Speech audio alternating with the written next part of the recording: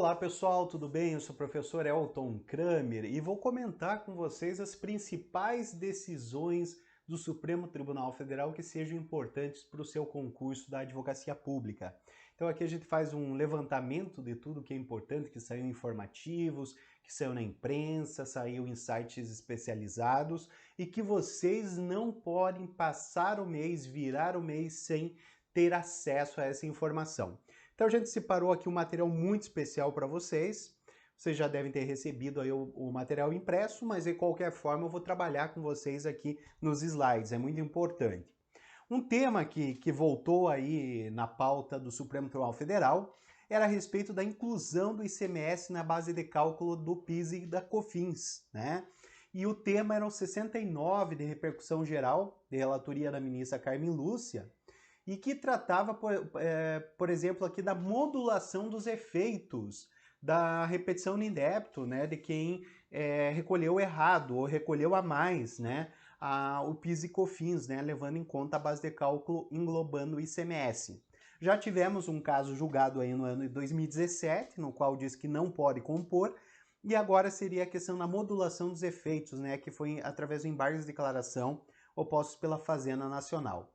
Então aqui o tribunal, por maioria, acolheu em parte os embargos de declaração para modular os efeitos do julgado cuja produção haverá de ser após 15 de março de 2017, data inclusive que foi julgado, né, o recurso extraordinário 574.706, que era fixada a tese e fixou, né, inclusive agora nesse julgamento a seguinte tese: o ICMS não compõe a base de cálculo para fins de incidência da PIS e COFINS, ressalvadas ações judiciais e administrativas protocoladas até a data da sessão em que foi proferido o julgamento, que é aquela data que eu falei ali, 15 de março de 2017. Então, foi importante essa definição na questão aí da repetição in débito, ou seja, dos valores que seriam repetidos. E nesse caso aí nós tínhamos uma discussão muito importante no Supremo, que é fixar ou não a modulação. Então essas ações estavam suspensas para saber se ia ser modulado ou não, e também para saber se quem teria direito à repetição é somente aquele que recolheu efetivamente o tributo ou teria apenas o destaque do tributo. Então, nesse caso aqui, até a parte final, por maioria rejeitou os embargos quanto à alegação de omissão, obscuridade e contradição, e no ponto relativo ao ICMS excluído da base de cálculo das contribuições PIS e COFINS, prevaleceu o entendimento que se trata do ICMS destacado. Então, por exemplo, nesse caso aí vai ser levado em conta a questão do ICMS destacado e permitindo-se a repetição de débito somente daquelas ações ou pedidos administrativos propostos até a data da sessão de julgamento desse lead case, tá? Então, um julgamento muito importante, né, que coloca aí um ponto final a respeito da base de cálculo do PIS e COFINS. Para grande parte dos advogados privados seria o julgamento do século, né, mais ou menos com esse slogan que saiu aí a questão do julgamento do Supremo. Mas enfim, um julgamento importante também para aqueles que estão estudando para a advocacia pública, né, porque aí pode ter alguma questão vasculhada aí pelas bancas de concurso público, ok? Essa é a nossa primeira decisão. A próxima que eu trago também a respeito do ICMS, envolvendo a matéria ICMS, que fala o seguinte: o Supremo declarou constitucional o DIFAL, né, que é o diferencial de alíquotas aplicados ao Simples Nacional. Então, aqui, para a maioria dos ministros, a cobrança da diferença da alíquota não fere os princípios constitucionais e postulados, tais como o tratamento favorecido e o princípio da não cumulatividade.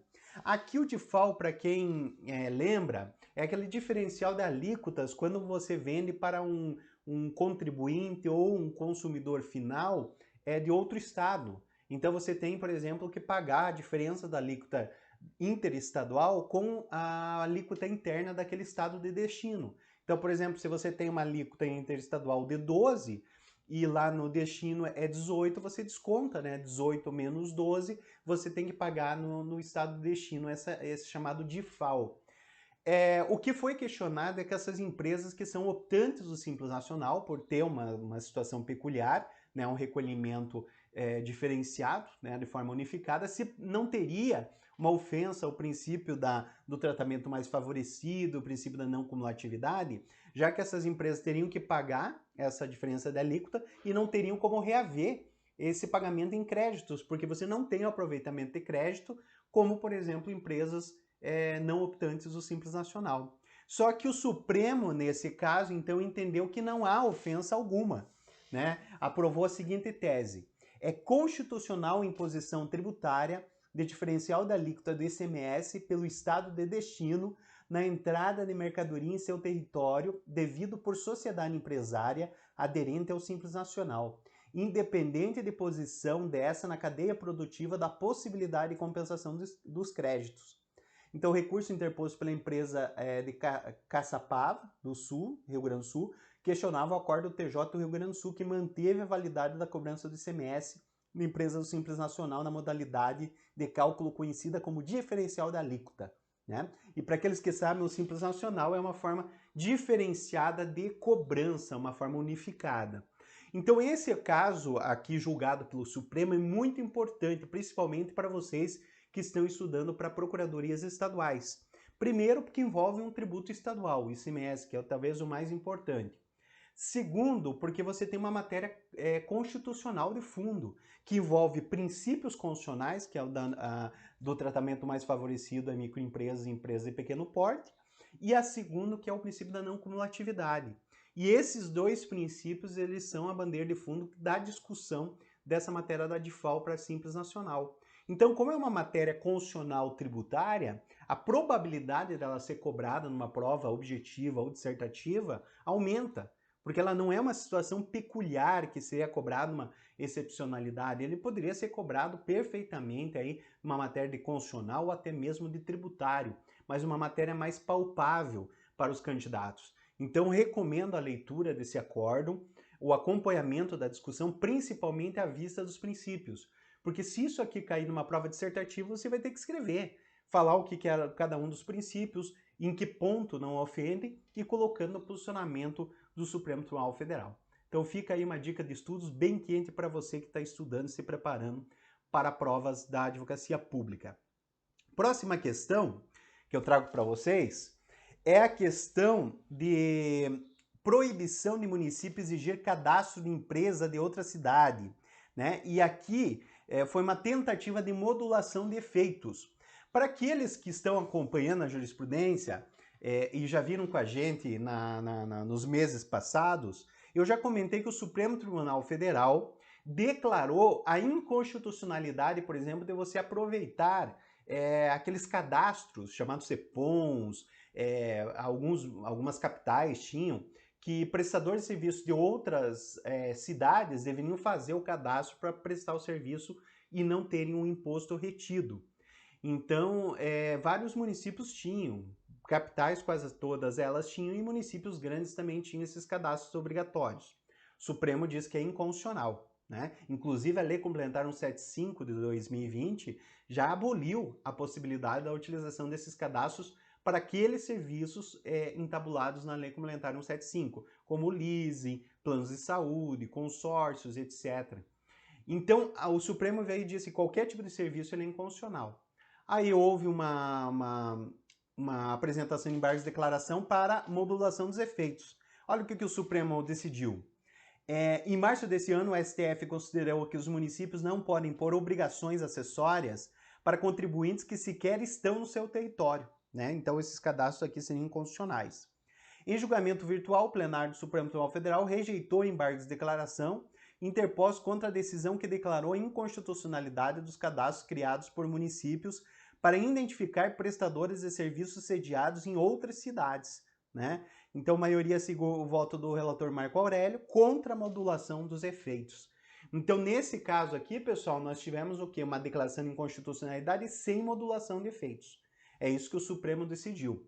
Então, essa decisão aqui também é bastante importante para aqueles que estão estudando, especialmente para procuradorias municipais. Porque isso aqui se refere ao que? É o ISS, né? Uma obrigação acessória do ISS. Então, é uma decisão de indispensável leitura para vocês que estudam para PGMs, tá? Então, fica aí a nossa dica. E outra decisão que eu trago para vocês aqui, que também considero muito importante é a questão da fixação do benefício da renda mínima. Muitos já devem ter escutado falar, né, sobre essa renda mínima, que ela interfere aqui na Bolsa Família, são situações ligadas à assistência social. E quando tem isso, principalmente em épocas de crise, é muito importante, isso aí volta à tona diuturnamente. Aqui o Supremo, eu vou ler aqui para vocês entenderem esse mandado de injunção julgado pelo Supremo. O STF determinou que o governo federal implemente a partir de 2022 o pagamento do Programa de Renda Básica de Cidadania para os brasileiros em situações de extrema pobreza e pobreza com renda per capita inferior a R$ 89,00 e R$ 178,00, respectivamente. Na sessão virtual, o plenário julgou parcialmente procedente o mandado de injunção 7.300 e reconheceu que houve omissão na regulamentação do benefício, previsto na Lei 10.835/2004. Chamar atenção aqui para o fato que você tem uma lei regulamentando o dispositivo constitucional, mas você não teve a regulamentação administrativa, o que fundamentou esse mandado de injunção. Então, essa Lei 10.835 prevê ainda a implementação progressiva do benefício, segundo o juízo de conveniência e oportunidade do Presidente da República. Portanto, de acordo com Gilmar Mendes, é evidente que a instituição paulatina expansão do programa pressupõe maior grau de cautela, prudência e responsabilidade do gestor público, de forma a não comprometer a sustentabilidade das contas públicas e o custeio das demais políticas do poder público do Poder Executivo Federal.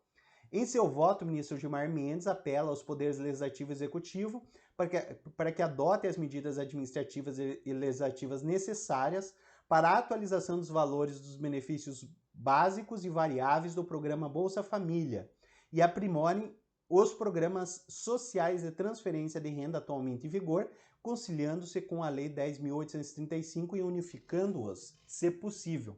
Então aqui o mandado de junção, e todos sabem que o mandado de junção visa exatamente isso, coibir uma omissão. Diante de uma omissão, você pode ter um ajuizamento para que o mandado de junção concretize aqueles direitos, ou numa medida não concretista, você declarar omissão, né? E apontar aquela omissão dando um prazo para que o poder público regularize. Então entra naquela corrente que a gente fica sempre oscilando no Supremo, que é a corrente concretista e não concretista. Nós tivemos várias fases do Supremo da corrente concretista, né? Que seria aquela corrente, por exemplo, que implementa o direito enquanto você não tem uma lei. Então, por exemplo, naquele caso emblemático da greve no setor público, nós não tínhamos uma lei própria. Então se implementou a partir da lei do setor privado. Aqui nós já tivemos uma teoria não concretista, ou seja, você declara a mora, né? Mas você não implementa ainda o direito, mas sim dando um prazo para que a Fazenda Pública possa se adequar àquela dada situação. Então é importante vocês terem esse panorama, tanto o panorama teórico, constitucional, que seria o estudo do mandado de injunção, e também a questão de mérito, né? Você trabalhar com a questão da atualização sobre a renda mínima e outras medidas assistenciais, principalmente para vocês que estão treinando para a Advocacia Pública Federal, né? Lá você tem um contato principalmente para o concurso da Procuradoria Federal, ok? Outra questão que eu trago para vocês aqui é tributária.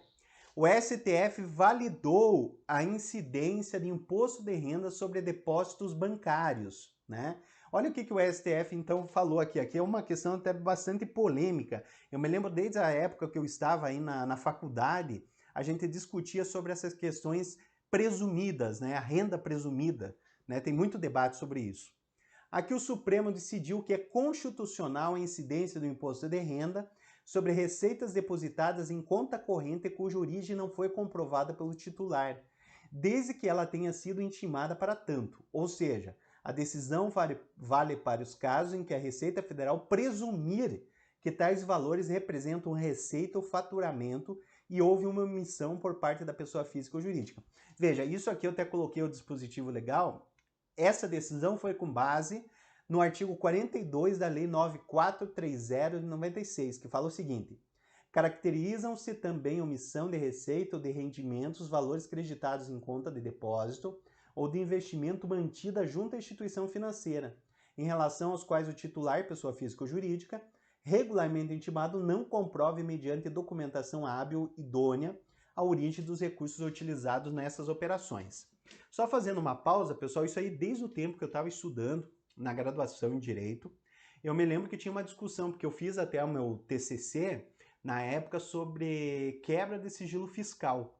E eu estudei muitas essas legislações financeiras que falam sobre a presunção de renda que às vezes não é tua e está na tua conta corrente. Por exemplo, se é um advogado, você recebe valores que passam por sua conta corrente, mas é direcionado a pagamento de custas, aquele corretor que recebe o valor que é para repassar para o proprietário do imóvel que ele acabou de vender. Enfim, é possível você ter renda que não é tua. Diante de uma situação assim, a Receita Federal, numa situação cômoda, tem o aparato legislativo para dizer que isso pode ser presumido, ou seja, uma renda puramente presumida.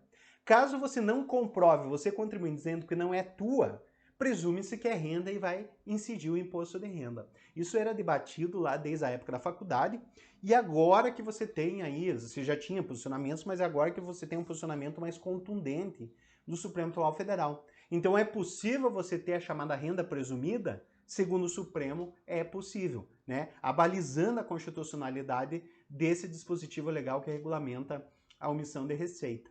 Então veja, uma questão muito importante, por mais que eu não concorde pessoalmente com ela, mas é uma decisão importante, principalmente vocês que estudam para advocacia pública, e para quem for fazer a federal, aqui é uma matéria de prato cheio, né?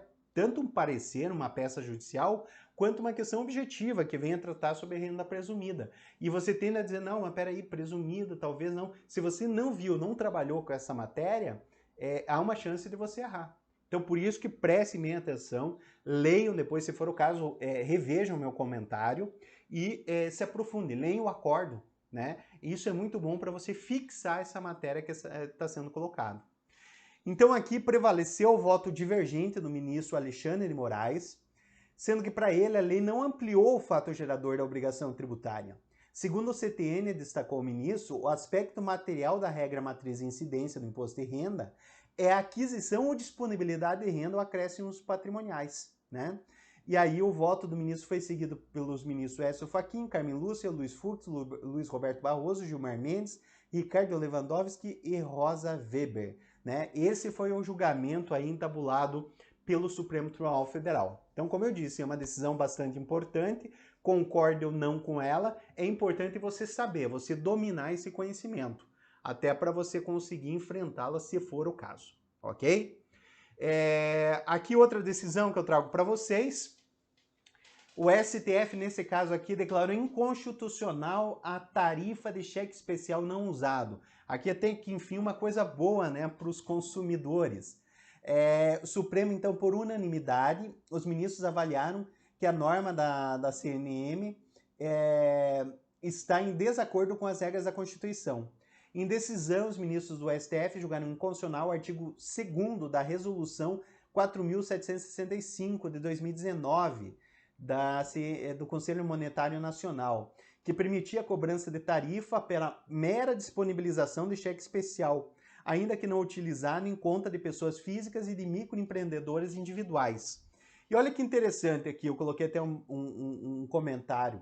O ministro Gilmar Mendes ressaltou que a cobrança, apesar de se denominar tarifa, confunde-se com outras potencialidades de natureza jurídicas. Tributo na modalidade de taxa, tendo em vista que será cobrada apenas pela disponibilização mensal de limite pré-aprovado do cheque especial, ou cobrança antecipada de juros, diante da possibilidade de compensação da tarifa com os juros. Então veja, aqui é também interessante porque o ministro Gilmar Mendes comparou. Se você está disponibilizando só esse limite e você está cobrando por ele, sem utilização, você compara até mesmo com a taxa, né? Que a taxa é um tributo que você coloca um serviço público à disposição, mesmo que ele não seja utilizado, ele vai ser cobrado. Como, por exemplo, a taxa de coleta de resíduos sólidos, ou conhecido como taxa de lixo. Então aqui uma comparação até bem válida do ministro Gilmar Mendes. E é uma matéria que envolve direito civil, direito consumidor, mas bem interessante também para cair em provas objetivas, né? Ok? Mais uma questão que eu separei para vocês, também me chamou muito a atenção, que envolve prazos para a anulação de atos administrativos. Aqui o STF invalidou, declarou inconstitucional um prazo decenal que foi estabelecido pela legislação do Estado de São Paulo. Aqui, em plenário virtual, os ministros do STF julgaram inconstitucional dispositivo de lei paulista que estabelece o prazo de 10 anos para anulação de atos administrativos declarados inválidos pela administração pública estadual. Os ministros também modularam os efeitos, né, aqui para gerar segurança jurídica. Prevaleceu no julgamento o voto do ministro Luiz Roberto Barroso, segundo o qual o prazo decenal previsto na Lei Estadual 10.177, que regula o processo administrativo no âmbito da administração pública paulista, afronta o princípio da igualdade. O ministro explicou que o prazo de 5 anos se consolidou como marco temporal geral nas relações entre o poder público e particulares, e o STF somente admite exceções ao princípio da isonomia quando houver necessidade de remediar um desequilíbrio específico entre as partes. Então aqui nós temos um caso típico de quebra da isonomia no prazo decadencial. Então, se todos os estados, inclusive copiando, plagiando, vamos dizer, entre parênteses, entre aspas, a legislação federal estabeleceu um prazo de 5 anos, o estado de São Paulo quis inovar, né, colocar um prazo de 10 anos, mas dizer que não pode, porque aí fere, né, o princípio da simetria entre os prazos decadenciais. Isso aí podia quebrar uma equivalência e ofender a equivalência das partes envolvidas. Ou seja, você está litigando contra a União, você tem um prazo de 5 anos, contra o Estado 10 anos. Isso aí quebraria qualquer tipo de sintonia. Então, seriam essas decisões, pessoal, que eu queria trazer para vocês nesse momento do Supremo Tribunal Federal. Tivemos menos decisões do que o mês passado, mas é natural essa oscilação de decisões aí, e principalmente aquelas que são pertinentes ao seu concurso público, beleza? Então, por esse mês são só essas decisões e voltarei o mês que vem com mais comentários jurisprudenciais. Até lá e bons estudos!